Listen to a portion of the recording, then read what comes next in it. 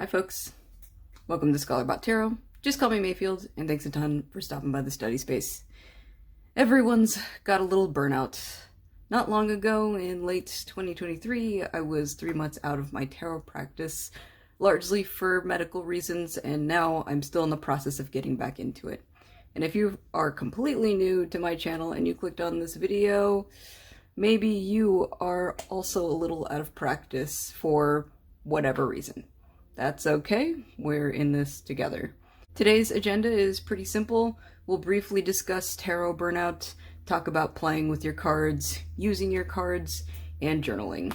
Regardless of whether or not you're out of practice, anyone, of course, is welcome to offer additional tips and advice that may have worked for them, since not one size will fit all. But I do hope that this gives you some sort of insight. Today we are also joined by Obsidian Gengar and Rose Quartz Vulpix. I've also got like a little beverage in my handy dandy Princess Peach cup. So highly recommend you get yourself comfortable. This shouldn't take too long, but you know, we always want to try to make the atmosphere quite nice. And while I'm talking to you about tarot burnout and giving you some advice on how to get out of it, I'm also going to be showing off some affordable mass market decks as well. So let's just dive right in. Alrighty, let's talk a little bit about the actual phenomenon of tarot burnout, at least the way that it stands in I guess the last couple of years. And while I do that, I'm going to show off the Villains Tarot deck, the Disney Villains Tarot deck. I was actually supposed to show this off in the pop culture tarot video, but I completely forgot. Not that I feel bad for not showing off a mass market deck, especially one licensed by Disney, but you know, whatever. So, with regards to tarot burnout, I personally think that a lot of people in my life are burnt out. Many of my friends, students, colleagues are really struggling, so I recognize that burnout is not really limited to tarot practitioners. However, I do think that it's really interesting that this has been a conversation within the tarot space. Dawn Michelle had a standalone video talking about her burnout, and she would then expand on her experiences with Lisa Pepez. These two prominent tarot tubers discussing burnout certainly indicates that there are more folks feeling a little sluggish with their own practice, especially within these two tarot tubers like audiences. And there are a couple factors that I kind of noticed personally.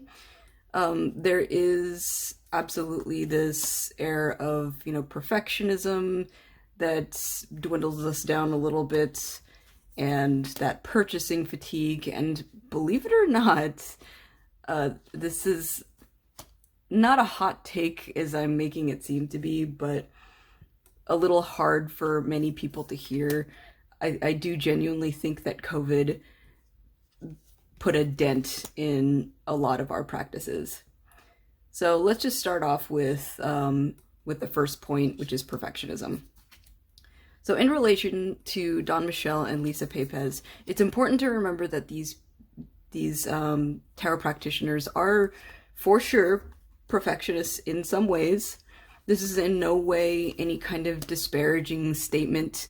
They imply this in the video where they discuss how invested they get into something like their YouTube channels, that they forget to take pause and take care of themselves. I bring this up to emphasize to you that your practice doesn't really have to look as polished as what you may see on camera.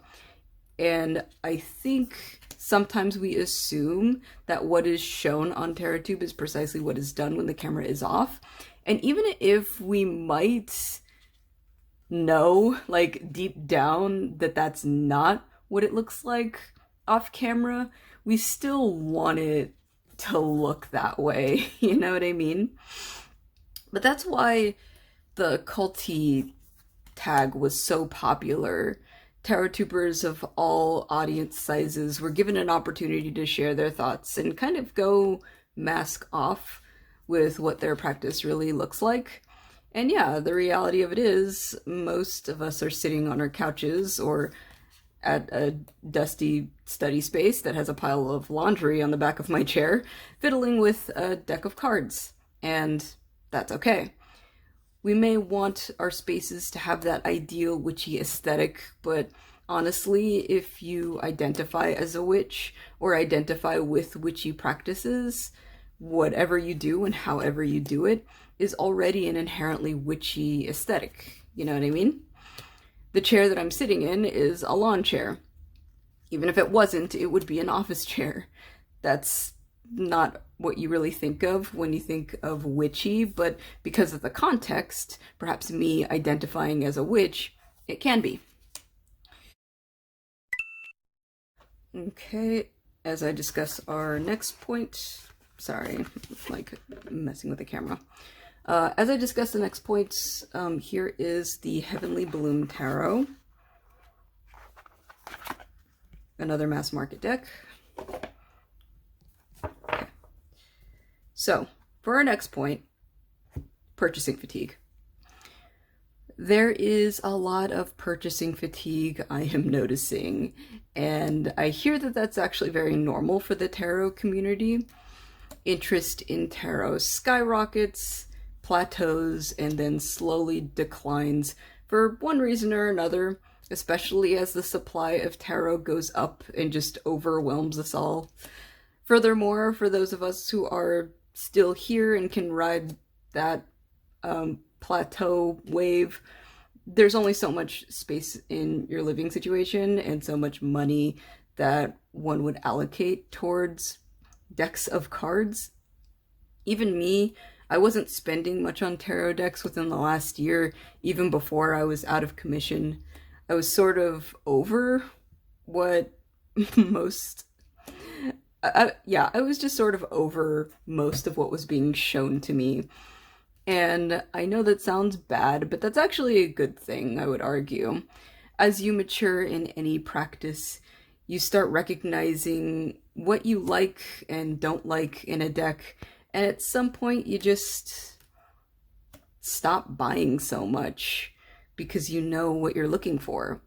Some folks are collectors in the traditional sense, where they do purchase for the sake of collecting, which I can appreciate, and I mean, I was almost in that same mindset.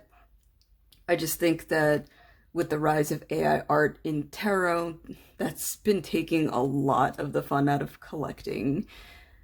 Part of my collecting practice, for lack of a better term, included looking at Kickstarters, Etsy, and eBay listings, but counterfeit decks are becoming more rampant and harder to avoid, and AI just litters everything. And that's turned me off almost completely from keeping up with new releases, unfortunately. Okay, as I discuss our third point, I'll be showing off the Philosopher's Tarot. I know this is redundant for me to say, but, you know, as with all the other decks, I'm going to show this as mass market. Okay, so, aside from collecting, the actual practice of reading tarot takes a lot of mental, emotional, and sometimes physical labor, like any other hobby. Sometimes sickness can put a halt to being able to carry out that labor.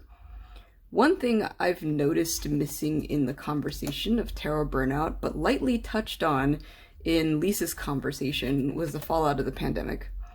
Not talking about quarantine. That's a whole other thing that ended a while back for most people. I'm specifically talking about COVID, which is still alive and kicking and also brought friends. Lisa mentioned that the one thing that forced her to take a step back and take care of herself was getting sick with a COVID infection.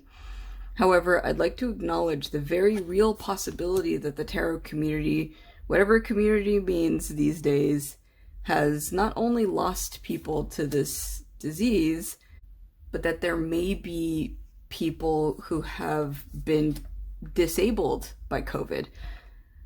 There are people out there who are living with long COVID or other post-infection complications that make their burnout more significant for an undisclosed period of time.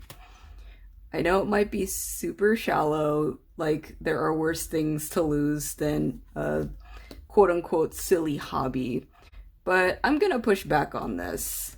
Your hobby is not silly. Hobbies can be a part of your self-care, damn it. And disabled people deserve access to those things that can cultivate their mental well-being. Clearly, chronic illness has existed long before, post-COVID complications. So that's why I'm particularly interested in encouraging different levels of interaction with one's practice. It's completely okay to start small. Your practice is a muscle and it belongs to you. Let's explore what we can do with it in whatever capacity that may make sense to us. As we discuss playing with the cards, I'll be showing off the Mystical Medleys, a vintage cartoon tarot. Okay. So first, as a caveat, I recognize that I did kind of shit all over like the consumption of tarot decks to a certain extent, but I do want to address that a possible re-entrance into your practice is simply that. I mean, if it's something that you can do, that's why I'm showing off a bunch of like mass market tarot decks that are a lot of fun to use depending on your interests. One could argue that a treatment to get back into your practice is indeed more consumption, or at least a reframing of some of your tarot decks. From the ashes of Don Michel and Lisa Pepez's Burnout, we got the terms boyfriend deck and rage deck. A boyfriend deck is a tarot deck that you can assign to a new exciting thing.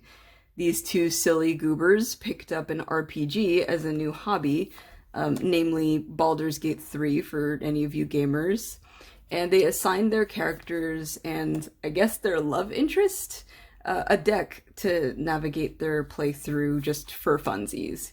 It's a very intertextual practice that I can respect. A rage deck is a tarot deck that gives you permission to explore your anger.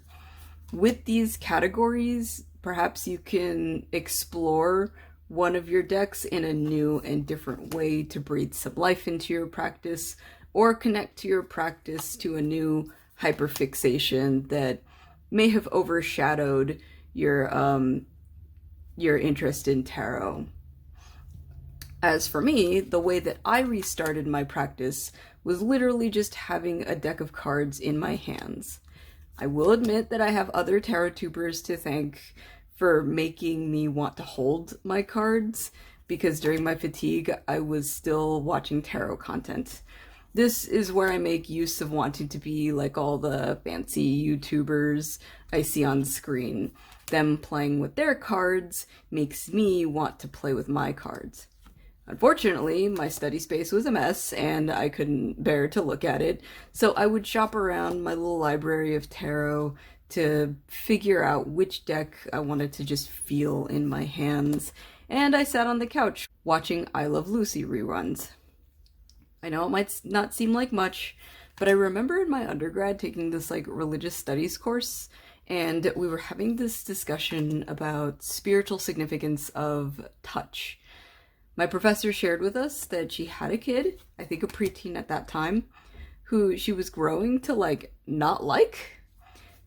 Of course she loved him, she's his mom, but she wasn't liking the personality he was blossoming into. And she was growing quite distant from him, which just very clearly bummed her out. When she confided in a friend of hers on, what to do in the situation, her friend just said, just touch him. Not like that, you weirdos. Just simple mom things. Hugs, hair ruffles, forehead kisses, annoying mom cuddles, things like that. And that was something that worked for her. I do want to acknowledge that a deck of cards isn't a living thing, but I do also think that the concept still treks. Many of us bond with decks, right? It makes sense to want to interact with them in whatever way you feel like in that moment. For me, I just wanted to stim a little. I usually went after the cards with a standard mat or a rose petal mat, maybe a little linen if I'm feeling adventurous. The important thing to me is that I was still using my cards with no stakes and all play. As we discuss tarot spreads, I'm going to show off the Zombie Tarot. Oldie but a goodie. And I think that might actually be like one of the cheapest ones that we have on this list, if I'm remembering correctly. It's like, what, 17 bucks US dollars? Anyways. So let's say you feel ready to go a little deeper into your practice. You are ready for a spread. It can definitely still be play, where you just pull a card or two and just sort of see what you get. And it can be as intentional as you want it to be. At this stage of practice, both can be just as substantial and satisfying in my opinion and in my experience. If you're not sure what spreads to use, or maybe you're bored with the standard past, present, or future, I would highly recommend finding a tarot account on social media that posts tarot spreads and just kind of roll with what they post. The Tarot Diagnosis and the Tarot Nerds are usually my go-tos, but some of their spreads can be a little too long and intimidating for my taste. I do try to locate their shorter spreads. 3-card readings are my limit even now. And I would also say, oh, you know what? Actually, the Indie Deck Review will, I don't know if they're posting very often these days on Instagram, but they actually also have like some pretty good spreads every once in a while, and they're fairly short as well. Another option is to just stick with spreads that some of your deck's guidebooks will come with. A forever favorite that came from a guidebook was Lightseer Darkseer spread from the Lightseers Tarot. Granted, I didn't really mesh with the deck, so it's no longer in my collection, but I think that spread is an excellent 2-card spread with a great exercise in purposefully incorporating reversals or shadow meanings of the cards if you want. What is the light in this situation? What is the darkness in this situation? Something simple to give you perspective for anything that may be on your mind at the time. Or if there's nothing on your mind and, you know, you just wanted to mess around with some cards, it's still a good practice. And even as I'm flipping through the Zombie Tarot, like this one actually has a plethora of readings. Once again, it is, it does have some pretty long spreads, but it also has quite a few of them. So if you ever wanted to break like a longer spread down into maybe just whatever prompts that you're interested in exploring, or even breaking it down between different days like that, I would say that that's a perfectly viable strategy to use if, you know, you want to explore bigger spreads, which now that I'm like thinking about it, I should totally try to do that. Yeah, I think I'll have to give that one a try. Okay, so I'm gonna go ahead and dismiss my 2 Pokemon. So say goodbye to Rose Quartz Vulpix and Obsidian Gengo, because I'm gonna need some room for this. It's not a tarot deck, but we're gonna be talking about journaling, so I think it might be helpful to, I don't know, show off the zillions of journals that I have. And I guess other stuff that I might have up here. But let me see here. I think this one's pretty bare bones, to be honest. Let me go ahead and show it to you real quick. So this is the Witch's Date Book for 2023. And if I do like a quick flip through, I mean, it has a lot of stuff in here, but you'll see that I did a lot of, just a lot of basic writing. And this was like early on in February, March, April. I actually did my practice pretty frequently but then you'll notice in October, that's when things got incredibly simple or almost like bare, basically empty. This was the hiatus, and so this largely became just something that I didn't use because I was in my first trimester of pregnancy and I was feeling absolutely miserable. And I mean, that treks. But journaling is perhaps the hardest part of the practice, since writing in and of itself is, you know, a practice on its own, which is why I had to start incredibly small at first. I love journaling for the sake of keeping record of a spread, the pull, and the context around the reading. The context is perhaps the most taxing because that's where you're interpreting the cards and describing the situation at hand. I had to axe the context for many of my earlier entries. I would just keep records of the cards that I pulled and that was it. It sucks only because I won't really remember why I felt the need to want to write these cards that came up. Instead, it just scratched the itch of writing them down for the sake of saying, these cards are perfect and so insightful. I should write this down so I remember. I mean, at least I know I was excited enough to want to record them. That's something. And honestly, knowing that does help. I used to be the type that would cringe at my old writing, both good writing and what I deemed to be bad writing. But I've worked really hard to kill the part of me that cringes, and I invite you to do the same, especially if you struggle with any kind of imposter syndrome, negative self-talk, or other insecurities. If you ever ask yourself, you know, why should I write this down? It's not really going to make sense. Or it's just going to sound stupid if anyone reads this. Like, who cares? Number one, people shouldn't be reading your stuff anyways, and number two, the important part of this exercise is to complete it for yourself in that moment and quench whatever thirst you had for engaging in your hobby. Remember that. But for some practical stuff that encouraged me personally to get back into writing, I did buy a fresh new notebook. I know it's huge. Well, what brand is this? It's UB. There we go. I bought it mainly just because it just was so simple, and it's also like college ruled, because I love college ruled note paper, and it was very no stakes, you know what I mean? And it was also a good, I mean, it's just nothing fancy, just to get myself into the habit of writing before I moved on to like other unused notebooks that I have. I have like 3 others. Hold on. So we have this Princess Peach journal that I'd really like to use. We have the Dobby Hawks journal that I'm still trying to figure out what I want to do with, and honestly, I'm thinking I'm just gonna dive in when I'm just in need of paper. I have this this cat journal that I do have fan fiction in, but at some point, I've been kind of over fan fiction a little bit, so at some point I do want to use this for journaling as well.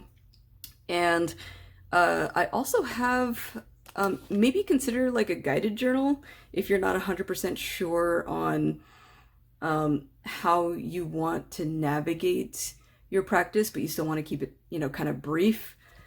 This might be a good idea. I mean, not this one in particular. This was gifted to me by someone, and it's specifically like, you know, taking care of myself so that I can take care of others. Self-care journal for moms. So after I give birth, I'm going to be using this. And I might incorporate tarot into it. That might actually be a really fun practice to do. What else did I do? I did a couple other things. Oh yes. I also bought some gel pens, a huge assortment of them. This is what I write with, just to make it like a little bit more fun. Of course, you don't have to do this if you're not interested in that. It can be as simple as, you know, maybe you just want to use like a simple Bic pen, totally valid. or maybe even pencils, especially if you're the type of person to want to erase things. That is totally fine as well. Heck, you can even have like a Buddha board. That would be cool. And so you can scratch that itch of writing something down, and it's not permanent, so it'll just, erase on its own. But yeah, just think of whatever's easiest to write with. When writing with more permanent ink, however, I absolutely empathize with those of you who dread the inevitable typo. Sometimes the threat of skipping words or misspelling is totally enough to keep us from writing altogether. I feel that, which is why I do have a strategy for this. If you're not a fan of simply crossing things out and moving forward, I highly recommend getting either washi tape, which I don't have, or whiteout tape. Whiteout tape works perfectly fine for me. I have seen people using washi tape to sort of make their typos a little bit more decorative, which I totally respect, and I think it's absolutely beautiful when they do that. And you know what? Like, if you're not married to the idea of having physical records, why not go digital? Microsoft OneNote is pretty simple to use and organize, and I use it usually for scripts. I used to use it for my tarot practice, but I got annoyed with having to like take pictures of the cards and stuff like that. It wasn't a big deal. I just didn't feel like a very good connection with what I was writing down.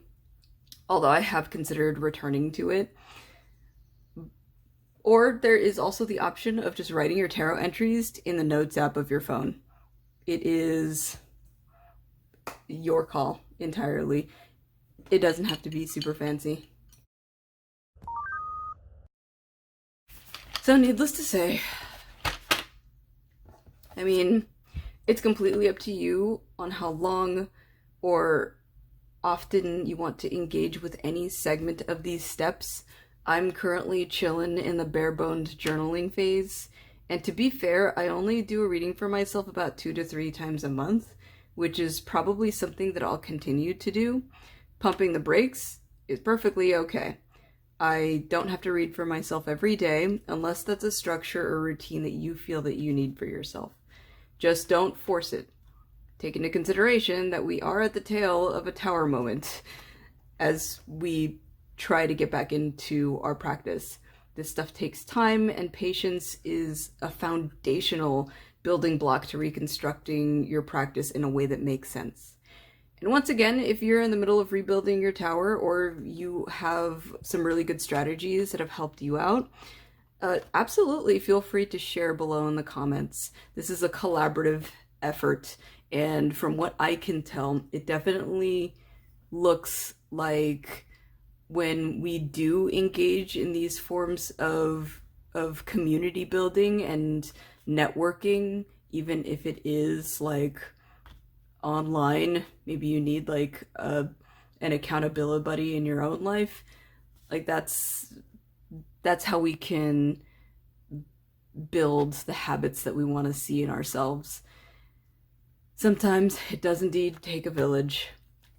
But thank you guys for joining me today on this talk of being out of practice. I hope you get back into practice soon, and yeah, let me know how it goes. Until next time, folks. Bye.